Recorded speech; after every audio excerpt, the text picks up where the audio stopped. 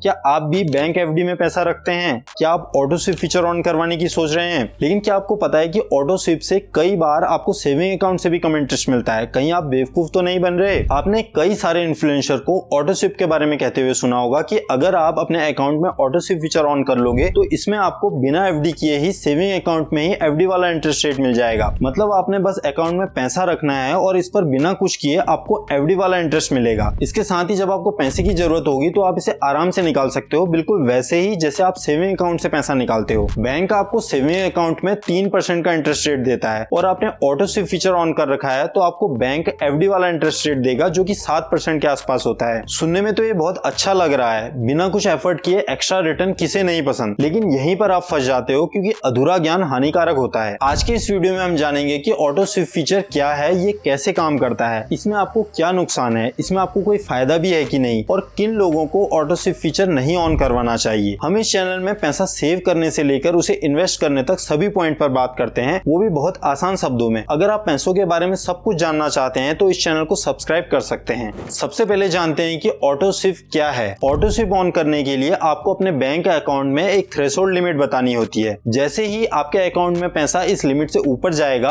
आपका बैंक इसे खुद ही एक एफडी बना देगा। मान लो आपका सेविंग अकाउंट एसबीआई में है। एसबीआई में मिनिमम थ्रेशोल्ड लिमिट 25,000 रुपए है और मिनिमम स्वैप अमाउंट 10,000 रुपए है। अभी आपके अकाउंट में 25,000 रुपए हैं। किसी ने आपको 10,000 रुपए भेजे तो आपके बैंक में इस 10,000 रुपए की खुद ही एक एफडी बन जाएगी। ये हो गई एफडी नंबर 1। अब दोबारा से आपने अकाउंट में 20,000 रुपए डाले तो बैंक ने इस 20,000 रुपए की एक एफडी बना दी। ये हो गई एफडी नंबर 2। लेकिन अब किसी ने आपको 5,000 रुपए भेजे और आपका बैलेंस 30,000 हो गया तो बैंक इस 5,000 की एफडी नहीं बनाएगा क्योंकि मिनिमम थ्रेशोल्ड लिमिट 25,000 है और मिनिमम स्वैप अमाउंट 10,000 रुपए। जब ये अमाउंट 25,000 से 10,000 ज्यादा होगा तभी ये इसकी एक एफडी बनाएगा। अब अगर किसी ने आपको 6,000 रुपए भेजे और अब आपका बैलेंस 36,000 हो गया तो अब बैंक इस एक्स्ट्रा 11,000 रुपए की तीसरी एफडी बना देगा। ये हो गया एफडी नंबर 3। अभी आपके सेविंग अकाउंट में सिर्फ 25,000 रुपए हैं और बाकी के पैसे की 3 एफडी बन गई हैं। अब जब आपको पैसे की जरूरत होगी तो आप इस 25,000 रुपए को नहीं निकाल सकते। आपका पैसा निकाला जाएगा पहले एफडी में से। जब सारी एफडी का पैसा निकल जाएगा तो तब इस 25,000 रुपए को छेड़ा जाएगा। जैसे आपको अब 11,000 रुपए की जरूरत है और आपके सेविंग अकाउंट में 25,000 रुपए हैं, लेकिन आपके अकाउंट में पैसा 25,000 से कम नहीं जा सकता क्योंकि आपने खुद ही 25,000 की लिमिट सेट की है। अब बैंक आपके 11,000 रुपए की एफडी तोड़ेगा और आपको पैसा दे देगा। इस अमाउंट पर आपको एफडी का इंटरेस्ट रेट मिलेगा। कुछ दिन बाद आपको दोबारा से 35,000 रुपए की जरूरत है तो 30,000 रुपए तो आपके एफडी से निकलेंगे और 5,000 रुपए आपके सेविंग अकाउंट से निकलेंगे। अब इस 30,000 रुपए पर आपको एफडी का इंटरेस्ट रेट मिलेगा और 5,000 रुपए में आपको सेविंग अकाउंट का इंटरेस्ट मिलेगा। अभी तक तो आपको ऑटो स्विप फीचर बहुत अच्छा लग रहा होगा क्योंकि इसमें आपको कुछ नहीं करना, बैंक खुद ही आपकी एफडी कर रहा है। कहां सेविंग अकाउंट में 3% का इंटरेस्ट और कहां एफडी में 7% का इंटरेस्ट। ऐसे में तो ये ऑटो स्विप बहुत अच्छा हुआ, लेकिन रुक जाओ, फाइनल कैलकुलेशन तक पहुंचने से पहले आपको इसके कैलकुलेशन को समझना होगा। जब तक आप इसकी कैलकुलेशन को नहीं समझोगे तब तक आपको यही दिखेगा कि इसमें आपको 4% एक्स्ट्रा इंटरेस्ट मिल रहा है। अब मैं आपको इसकी सच्चाई बताने वाला हूँ। इसको समझने से पहले आपको ये समझना पड़ेगा कि बैंक एफडी में इंटरेस्ट कैसे कैलकुलेट होता है। आप जब बैंक में कोई एफडी करते हो तो बैंक आपसे 2 चीजें पूछता है। एक तो आप कितने अमाउंट की एफडी करना चाहते हो और दूसरा कितने टेन्योर, मतलब कितने दिन की एफडी करवानी है। उसके बाद बैंक आपको बताएगा कि आपको कितने % का इंटरेस्ट रेट मिलेगा।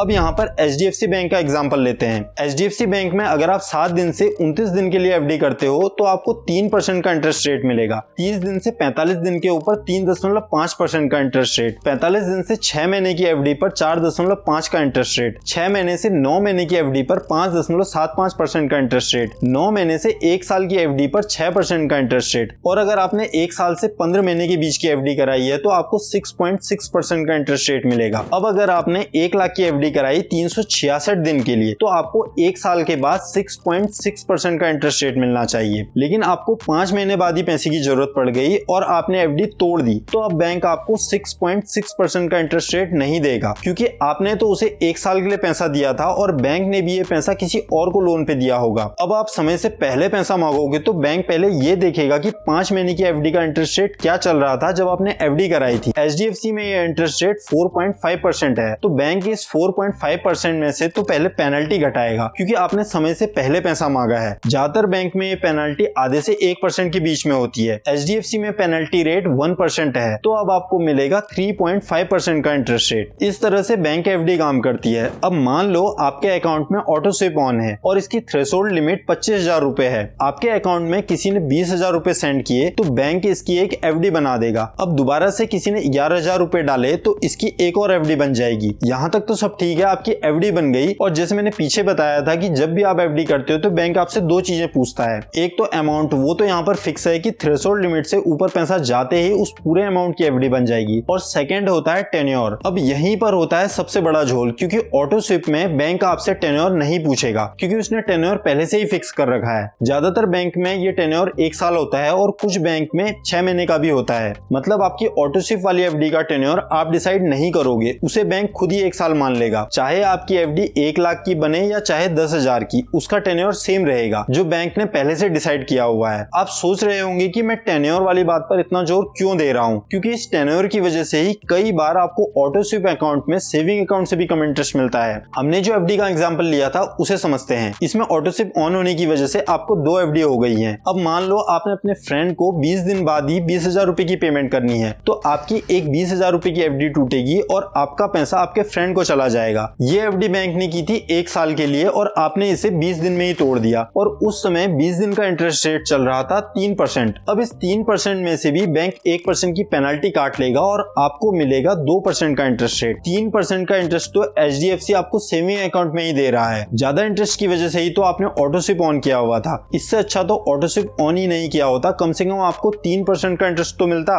और ऊपर से जो आपके 25,000 रुपए बैंक में हमेशा लॉक रहेंगे, मतलब जिनकी आप एफडी नहीं करवा सकते, बस अकाउंट से निकाल सकते हो, उस पैसे का क्या? उस पर तो आपको 3% का ही इंटरेस्ट मिलेगा। 25,000 1 साल के लिए बैंक में 3% के लिए छोड़ोगे तो 750 रुपए मिलेंगे और 25,000 रुपए की 1 साल की एफडी में 7% के हिसाब से 1750 रुपए मिलते। मतलब फ्री में यहाँ पर आपको 1,000 रुपए का नुकसान अलग से हो गया। तो आपने देखा कि टेन्योर और पेनल्टी की वजह से ऑटो स्विप में आपको नुकसान हो सकता है, लेकिन ऑटो स्विप इतना भी बुरा नहीं है। कोई भी चीज अच्छी या बुरी नहीं होती। अच्छा या बुरा होना इस बात पर निर्भर करता है कि आप उसे कैसे यूज करते हो। ऑटो स्विप कैसे काम करता है पहले ये समझना जरूरी था। ऐसा भी नहीं है कि ऑटो स्विप बहुत बेकार है। अगर आपने ऑटो स्विप को अच्छे से समझते हुए इसे सही ढंग से यूज किया तो इसमें आपको फायदा भी हो सकता है। अब बात करते हैं किसे ऑटो स्विप फीचर ऑन नहीं करवाना चाहिए और किसे करवाना चाहिए। अगर आप अपने अकाउंट में 2-4 महीने से ज्यादा पैसा नहीं रखते या पैसा अपने अकाउंट में निकालते डालते रहते हो, तब तो आपको इसकी तरफ देखना भी नहीं चाहिए। लेकिन अगर आपके अकाउंट में हमेशा पैसे पड़े रहते हैं और आप उस पर 6 महीने या साल भर तक हाथ भी नहीं लगाते या आपको अपने इमरजेंसी फंड के लिए पैसा रखना है, तब तो ये आपके लिए है। लेकिन इसका भी एक तरीका है। अगर आपको पता है कि आपको अगले 1 साल तक पैसे की जरूरत नहीं पड़ेगी या आप 1 साल या 6 महीने की एफडी कराने वाले हो, मतलब जब आपको पैसे एफडी में ही रखना है, तब तो आप इसे ऑन करवा सकते हो। लेकिन इसके लिए भी अगर आपके पास 2 अकाउंट हैं तो उसमें से सिर्फ एक में ऑटो स्विप फीचर ऑन करें और जिस पैसे की 1 साल तक जरूरत नहीं है उस पैसे को इस अकाउंट में डालें।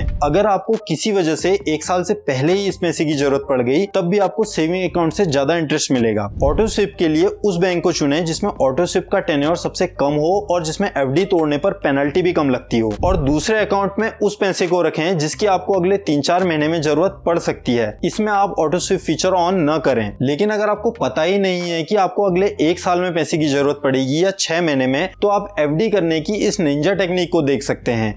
हमारी इस टेक्निक को आज तक YouTube में किसी ने नहीं बताया। हमारे चैनल का एकमात्र उद्देश्य भारत के हर आदमी को फाइनेंशियली एजुकेट करना है। ज्यादातर लोगों को फाइनेंस की बेसिक बातें भी पता नहीं होती। इसी वजह से हम फाइनेंस के बारे में बहुत ही आसान शब्दों में समझाते हैं। लेकिन क्या एफडी में रखा पैसा सेफ है? अगर बैंक ही डूब जाए तो आपके पैसे का क्या होगा? ये जानने के लिए आप इस वीडियो को देख सकते हैं।